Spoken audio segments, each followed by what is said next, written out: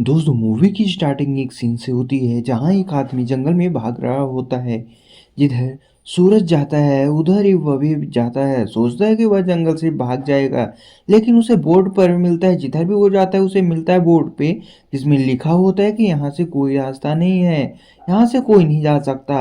रास्ता ढूंढते ढूंढते रात हो जाती है और उसे कोई घसीट के वहां से ले जाता है। कौन ले जाता है ये अभी पता नहीं चलता है।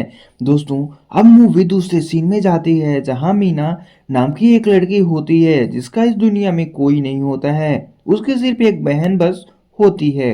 मीना एक जू में काम करती है, वहां से उसे एक पैरट दिया जाता है और बोला जाता है कि उसे दूसरे जू में छोड़ आए। तो वहां जा रही होती है मीना, वो रास्ता भटक जाती है। तो वह भी उसी जंगल में चली जाती है जहां से कोई लौटने का रास्ता ही नहीं होता है। वह जंगल में कुछ आगे तक जाती है लेकिन रोड खत्म हो जाती है, तो वह गाड़ी से उतरकर पैदल ही चलने लगती है कि शायद कोई मिल जाए तो वह उससे मदद मांग लेगी, लेकिन कोई नहीं मिलता। अब शाम होने लगती है तभी उसे एक औरत भागते हुए दिखाई देती है। वह उसका पीछा करने लगती है। वह औरत मीना से बोलती है कि अगर जिंदा रहना है तो घर के अंदर आ जाओ। मीना घर के अंदर चली जाती है। वह औरत बोलती है कि अब वो आने वाले हैं, सभी लोग शीशे के सामने खड़े हो जाओ, वो हमें देखने आए हैं। सभी लोग ऐसा ही करते हैं। जब सुबह होती है तो वह औरत बोलती है कि दिन में आप लोग जंगल में कहीं भी रह सकते हैं, कोई खतरा नहीं है। वहां मीना की तरह ही सभी लोग भी फंसे हुए थे। मीना डेनियल के साथ जंगल में कुछ लेने के लिए जाती है। वहां गड्ढे होते हैं बहुत गहरे गहरे, उन्हें पता था कि गड्ढे में वाचर्स होते हैं। फिर भी मीना बोलती है कि अगर यहाँ से निकलना है तो गड्ढों में देखना पड़ेगा, शायद मेडलिन हमसे गलत बता रही है। मेडलिन उसी औरत का नाम होता है जिसने मीना को घर के अंदर बुलाया था और मीना जिसके कारण बच गई थी। डेनियल को भी वहां से निकलना था, इसलिए वह भी ये करने के लिए तैयार हो जाता है।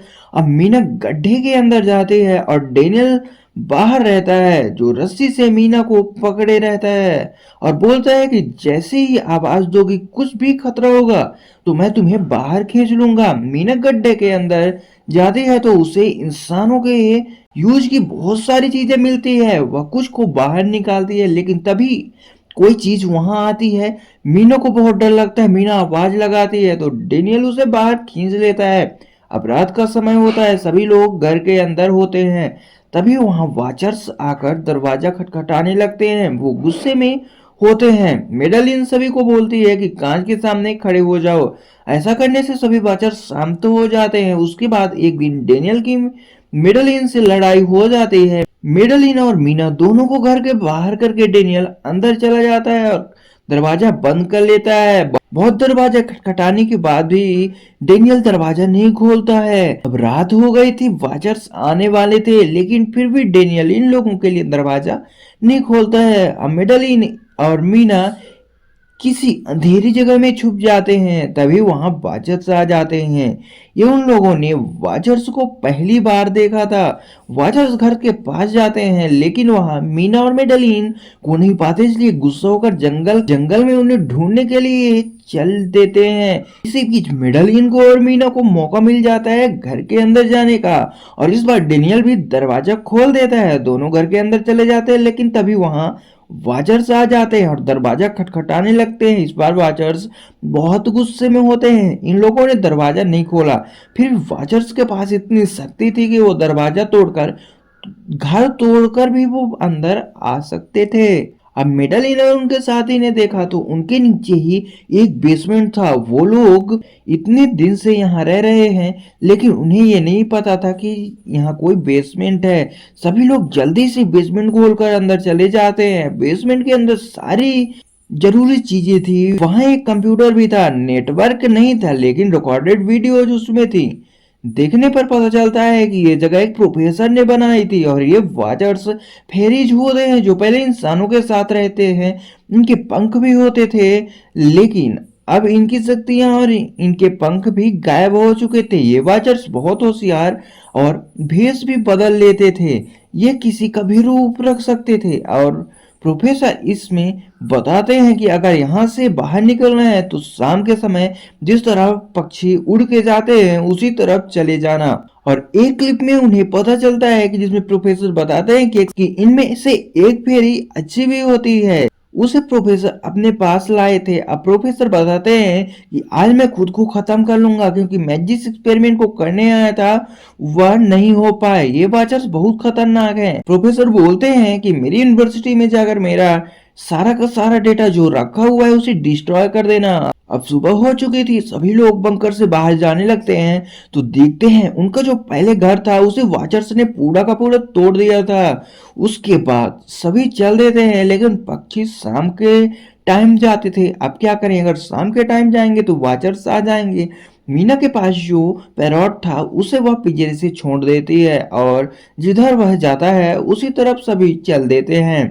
तभी शाम भी होने लगती है और उन्हें एक नदी दिखती है। सभी खुश हो जाते हैं। तभी एक और आदमी दिखाई देता है जो जख्मी था। उसकी सहायता के लिए डेनियल जाता है और उसे अपने साथ नदी में नाव की तरफ ले जाने लगता है। सभी नाव में बैठ जाते हैं लेकिन डेनियल बाहर ही था, वह उस आदमी की हेल्प कर रहा था।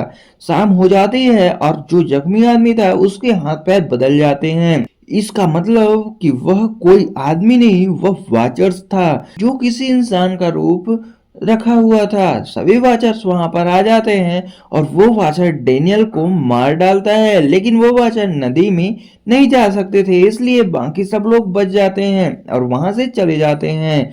अब मीना यूनिवर्सिटी में जाती है प्रोफेसर की चीजें डिस्ट्रॉय करने के लिए, लेकिन उन्हें और भी चीजें पता चलती हैं। मीना रूम में जा जाती है और अपनी फ्रेंड से बताती है कि मिडलिन प्रोफेसर की पत्नी है और ये बात मिडलिन ने इसलिए नहीं बताई थी क्योंकि ये भी भेष बदलने वाली फेरी ही है जो प्रोफेसर के साथ रहती थी, जिसको प्रोफेसर ने बताया था कि इन फेरीज के साथ में एक अच्छी भी फेरी भी है।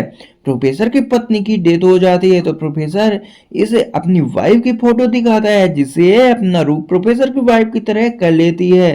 तभी मीना की फ्रेंड बाहर से अपनी गाड़ी से आ रही होती है और जिसे मीना अपनी फ्रेंड समझकर सारी बात बता रही थी वो मेडल ही नहीं थी जो उसके फ्रेंड के भेष बदले थी। ये राज किसी को पता न चल सके इसके लिए मेडलिन मीना को मारने लगती है। मीना मेडलिन से बोलती है कि तुम अच्छी फेरी हो, तुम्हारे पास जादू भी है, तुम ऐसा मत करो।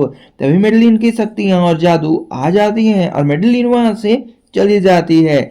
मीना अपनी बहन से बता रही होती है कि मुझे आज भी लगता है कि कोई मेरा पीछा करता है। तभी मीना के घर के नीचे का सीन दिखाया जाता है जहाँ एक छोटी सी बच्ची खड़ी हो थी। ये छोटी सी बच्ची कोई और नहीं मेडलिन ही थी जो अब भेष बदल कर बच्ची के रूप में रह रही थी। दोस्तों ये कहानी आपको कैसी लगी कमेंट में कमेंट करके जरूर बताइएगा। चैनल पे नए हैं तो चैनल को सब्सक्राइब करके बेल आइकन दबाना मत भूलिएगा क्योंकि ऐसी अच्छी अच्छी मूवीज की एक्सप्लेनेशन, न्यू मूवीज की एक्सप्लेनेशन मैं आप लोगों के लिए लाता रहता हूँ। तो लाइक करना तो बनता है। मिलते हैं आपसे नेक्स्ट वीडियो में गाइस, तब तक के लिए बाय।